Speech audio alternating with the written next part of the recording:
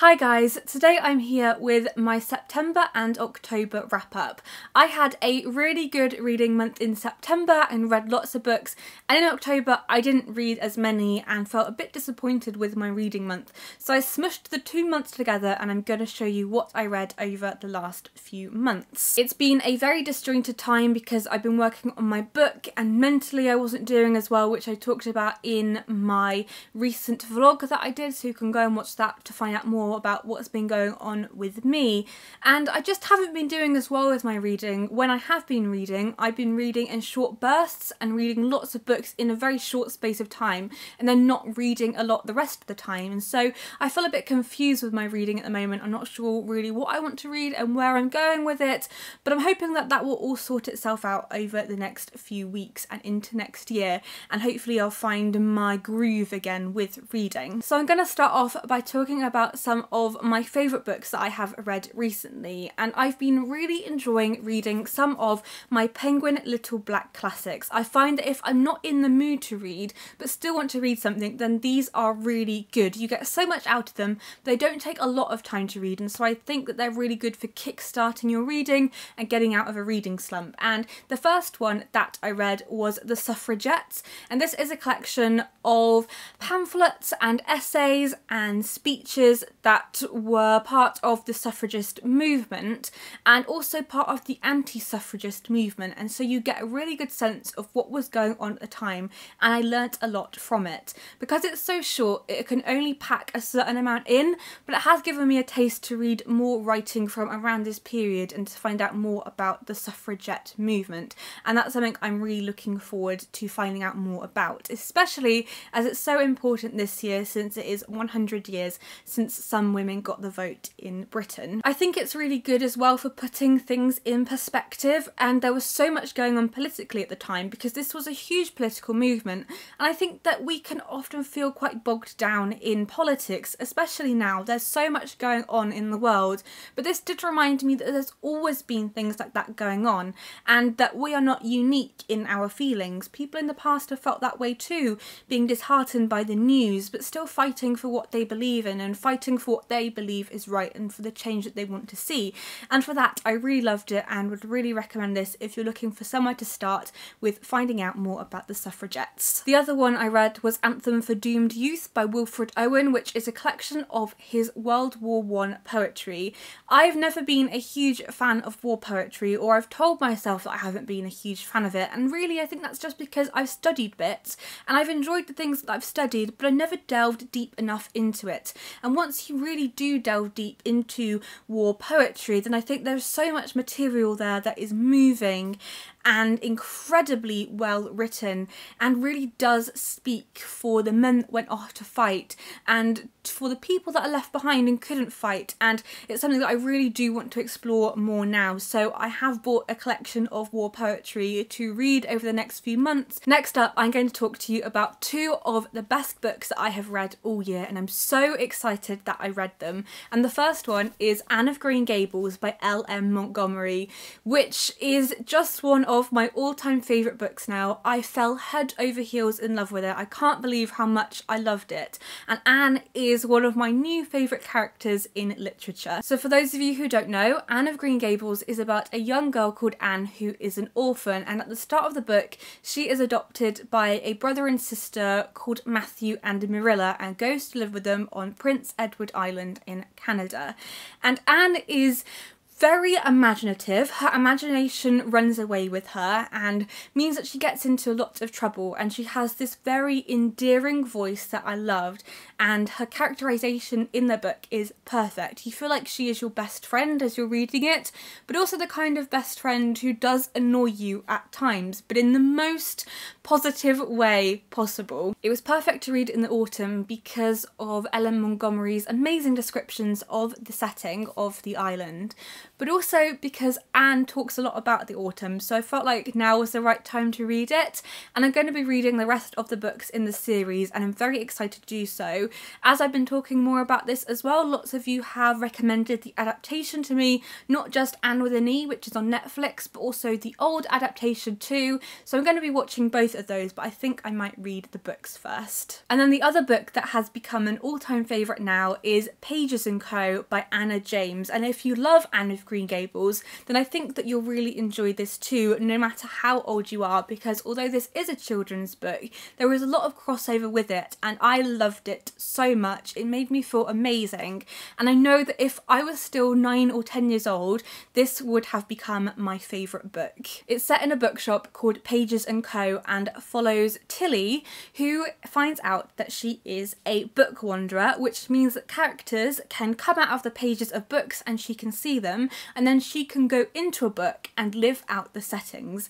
And I loved the friendships that she made, I loved her grandparents who she lived with, I loved the sense of adventure and fun that you got from it, and also the bookish love. I love reading books about books, and this was the most book-filled book that I have ever read. It's also got lovely bookish illustrations by Paula Escobar, and I'm really looking forward to seeing where this series go. I feel very hungover after reading this. I've got a book hangover from it, and nothing else can compare to it. And I read Anne of Green Gables after this because Anne of Green Gables is a character who features in the book, as well as Alice of Wonderland and lots of other book characters that you'll probably recognise. I've read more non-fiction recently too, and one of the books that I really loved was Lucy Worsley's biography of Queen Victoria, called Queen Victoria, Daughter, Wife, Mother, Widow, which looks at many events in Queen Victoria's life and looks at them from when she was just her mother's daughter to when she became a mother herself to when she was widowed,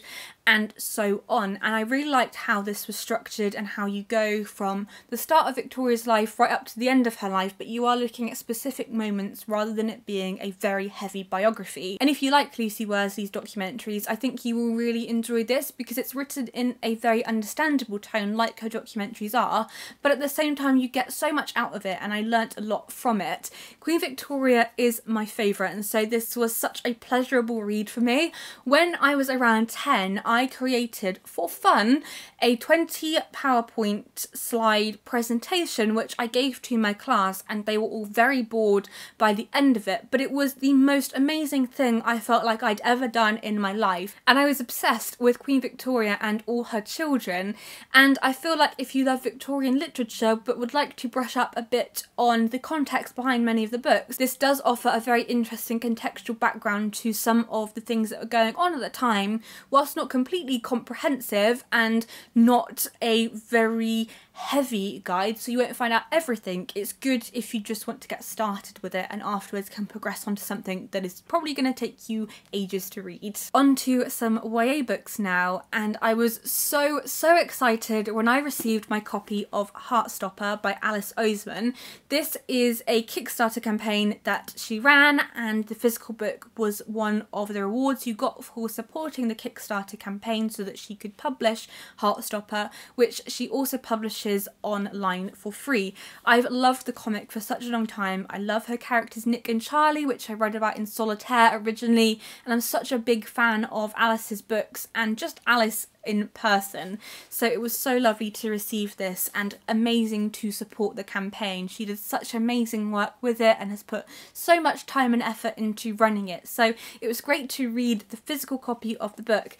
And since this arrived, it's actually been announced that Alice has got a publishing deal. She's being published by Hachette in February, so I'll leave the details to that where you can go and find out and pre-order it if you would like to, because it's so worth it if you love the comic, or even if you're looking for a really great comic to get into that I feel like is very easy to read if you don't read a lot of other comics. Then this is absolutely amazing, and I just can't really say anything else about it, to be honest. You've got to read it for yourself, and I'll leave a link in the description as well to where you can read the comic for free online. And the other YA book I read was Are We All Lemmings and Snowflakes by Holly Bourne. Again, I'm a huge fan of Holly's books. I've read most of her books and really enjoyed them all, and this is actually one of my favourite of her books that that I have read, and it follows a girl called Olive who has a mental health condition, but she doesn't want to find out what it is. She's very, very certain that she doesn't want anyone to tell her what she has been diagnosed with. And at the start of the book, Olive gets offered a place at a retreat where she gets to be around other people who have mental illnesses and have therapy and try this new way of treating people who have a mental illness. And as someone who has suffered with mental illness in the past and still struggles with it, I thought it was a very open and honest book and really does portray well the struggles that people face, but also the positives of it as well. And I think that it's a very balanced opinion on somebody who does have a mental health condition. I thought it was very cleverly written, and whilst I didn't always love Olive, I loved the way that Holly wrote her, and I could really recognise myself in her and things that I do that I related to. And I think that's quite a hard thing to read when you recognise yourself in a character like Olive, but at the same time it was very comforting, because I think the thing with mental illness is that you often feel like you're very alone, and the best thing about Holly's books is that she really opens up the conversation on mental illness and what we can do about it. I've got some spooky books here now which I read in the lead up to Halloween, and the first one I read was The Castle of Otranto by Horace Walpole, which is supposedly one of the first Gothic novels, and it was very interesting to read because at the time it was supposed to be very, very scary, but actually I thought it was a bit of a parody of itself now because the genre has been so overdone and the tropes have developed so much that it was almost unrecognisable from a Gothic novel that you would read today, or even a Gothic novel that was published 100 years later. For example, there are many moments in this book where I had to laugh to myself because I felt like it was almost like a Shakespearean comedy, or the kind of Shakespearean tragedy that has a lot of comedy thrown into it, where you don't really know if it's going to be a comedy or tragedy right up until the last minute, and that was what this was like. And I didn't feel scared. I did just think it was very humorous. There is no comparison between something like this and Oscar Wilde's A Picture of Dorian Gray, which really did give me the chills. And it is about a man whose son is going to get married to a woman called Isabella, and then her son gets killed, and then the man decides that he's going to marry Isabella instead, but Isabella doesn't want to marry him, so she runs through the castle and he chases after her, and it's all quite comedic, and I'd be really interested to know what you have thought if you have read it, or if you do decide to read it, what you think of it once you have. I just couldn't help but laugh at it, and I actually really enjoyed that, but I understand that some people might not enjoy that. It was hilarious, and for the wrong reasons, but I still had a bit of a soft spot for it and would really like to read more Horace Walpole now. Then I read a book, and my reaction to it may surprise you because, as you know, I have loved Daphne du Maurier's books this year. I've read Rebecca and I've read Jamaica Inn, and I loved them so much. So I thought I'm going to read The House on the Strand, and I hated it. I hated this book so much. It's one of the worst books I've read all year, and there was so much about it that annoyed me, and I didn't want to hate it, but I did, and had to skip through a lot of it because I found it so boring. Because this is about a science experiment between a man who creates a way to go back in time, and his friend who stays at his house and carries out the experiment and goes back in time to medieval Cornwall.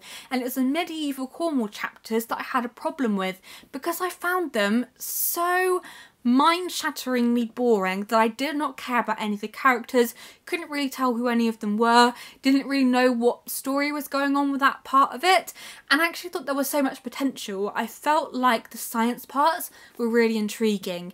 You know, when you get a book like Frankenstein where you really ponder questions about life and morality and death, I felt like there could have been a much greater conversation with this, and the conversation should have outweighed the medieval parts, but there was too many of the medieval parts and not as much going on in them, and so I didn't care by the time I got to the end and some shocking things were happening in it. So by the time the really exciting parts happened, I had turned off and I didn't really care about what happened, and I just wanted so much more from it than I got. And was severely disappointed, but I'm not going to give up on Daphne du Maurier. I've got so many more of her books to read. I'm going to find some more that I enjoy. I think I might read My Cousin Rachel next because I think that's the one I'm going to enjoy the most. I'm going to read some of her short stories too, but I was so disappointed by The House on the Strand. I know there's going to be some of you that are disappointed in me too because you love it, but I really didn't, and I'm very sorry that I didn't, and I'm sorry to Daphne du Maurier, who I'm sure I've disappointed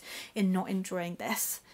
Really wanted to, but I just didn't. The other Gothic book that I read isn't a classic, but it has taken the bookish world by storm, and it is The Silent Companions by Laura Purcell. This was very creepy. It made me have the chills when I read it, and I was a bit scared. Didn't really want to read it at night, but in a way that I felt like I could handle. I don't like anything that's overly scary, but this just chilled me, and that's how I like my Gothic books. It was very, very good. This is about a woman called Elsie who is newly married but also newly widowed, and she is pregnant, and she goes to stay at her husband's house called The Bridge, and when she gets there, weird things keep happening, such as these wooden statues. I mean, wooden statue doesn't really work, but they are wooden, I suppose like cardboard cutouts, but they are wooden, and they have people's faces on them, and they keep moving around the house. It's like they're alive. Their eyes follow you around the room, and creepy things keep happening. I suppose the thing I wanted out of it that would have made it an outstanding read for me was a real shock ending, like a Thomas Hardy ending that is super tragic and everybody dies and you think, oh my gosh, how did that happen? And I didn't quite get that feeling from this. I wanted something more. I wanted to push it to the limit, and I felt like it was a bit of a neat ending, even though, I mean, in some ways it's a shock. I feel like it could have been even more shocking, and I would have liked to see that, but then that's probably me being a bit sadistic with it. But I did really enjoy it, and I'm going to read more from this author now. She's recently released The Corset, which is supposed to be slightly different and is not as Gothic as The Silent Companions, but still sounds really good, and she's got so much potential, and I really enjoyed her writing and the way she took the story. So a new author that I'm definitely going to be reading more from. Then we have some more non-fiction, and I read Things Weird Customers Say in Bookshops by BookTube's own Jen Campbell, and I really enjoyed this. I love Jen's books about books. I've also read the Bookshop book, which I thought was great, and this was a really easy, quick read that really got me in the mood to read more books. And I really like reading books like this, that it doesn't take you long to read, but really ignites your passion for reading again, and it's exactly what I needed in that moment. I loved the funny anecdotes in this, and I'm definitely going to be reading the sequel now so I can read about more things that will make me laugh that happen in bookshops. And then the other non-fiction book I have to show you is Notes on a Nervous Planet by Matt Haig, which has spent many weeks in the bestsellers list, and I can definitely see why, because this is a look at how we lead our lives, what the internet is doing to us, being constantly switched on online on social media, and the pressures that brings.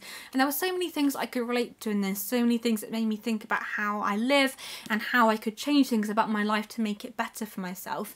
And I've also read Reasons to Stay Alive by Matt Haig, and I feel like he's got a lot of stick for his books for them being too easy to read or too accessible. They're not academic enough or not challenging enough, but I think that this style is really good for a book, and I don't think you need to read books all the time that are super academic and super intellectual, because I feel like sometimes the simplest of books are the most profound and the most moving, and this is definitely a book that has touched lots of people and touched me too. Another book that I read in October was Vox by Christina Daltra, and I really loved this. I think if you love The Handmaid's Tale, this is definitely going to be the book for you, because it is set in a future where women only get to speak 100 words a day. They have a bracelet on their wrist, and if they go over the 100 words, then they get an electric shock, and the more you speak over those 100 words, the more painful it gets. So women stick to 100 words per day. And it's a look about how we use our voices and what happens when our voices are taken away from us. And I really liked this because I thought with The Handmaid's Tale, one of the things I didn't like about it as much was that I didn't feel like it was a complete world. I felt like it was a separate society. Well, this does feel very recognisable in the way that we do things, except we don't have a bracelet, but we still try and silence each other.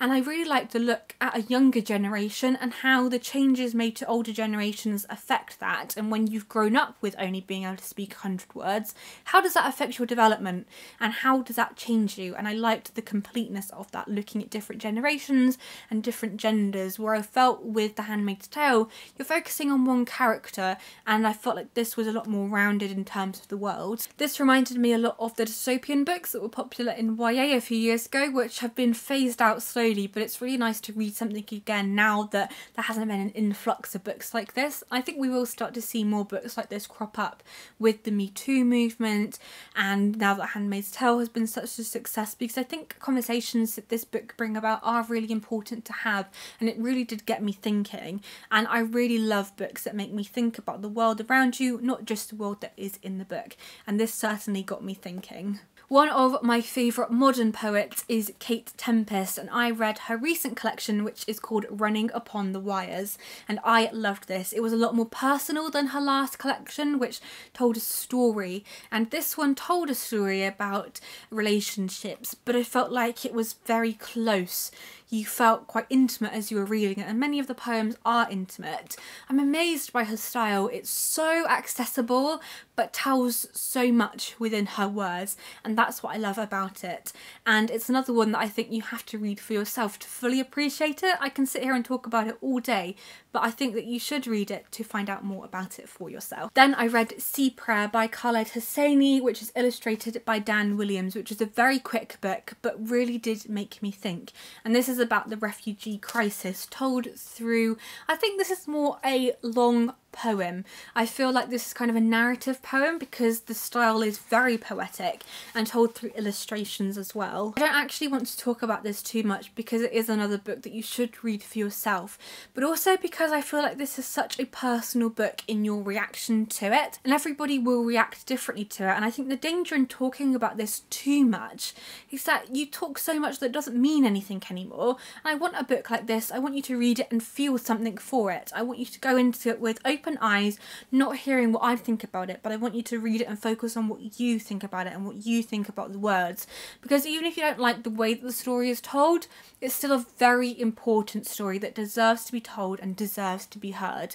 And I loved the way that this was put together and compiled for maximum emotive feel. And it's something that we read a lot about in the news. It's the refugee crisis, and I think that the more you read about something in the news, the more surreal it feels, but this really grounds the story, and it was something that really did touch me and moved me. And then the final book that I have to show you is Mary and Frankenstein by Linda Bailey and Julia Sarda. This is a picture book all about the life of Mary Shelley, and this is perfect for children but also really great for adults, and I loved it. I loved the illustration style, I thought it was gorgeous, the way that the story is told. I mean, I was wondering at first how the story of Mary Shelley was going to be told, especially for children, seeing as though there are famous stories about her running off with Percy Bysshe Shelley and she was very young at the time, she had a child very young, but I feel like it is a slightly glossy version of Mary Shelley's life, but a very good introduction to her life, and I learned a lot from it as well. And I learnt about the way that we tell stories to children, and that was very fascinating, the way we can take somebody's life and make something out of it that is slightly different. And I think that if you have a child who is interested in literary figures, then this is a great book. But also I feel like if you're an adult, you should get this and read it because it was great. So that was my September and October reading wrap up. I really hope you enjoyed it, and I would love to know in the comments what you have read over the past few months that you've really enjoyed. I'd love for you to give me a recommendation based on what you've read. So thank you so much for watching this video, and I will see you guys soon. Happy reading!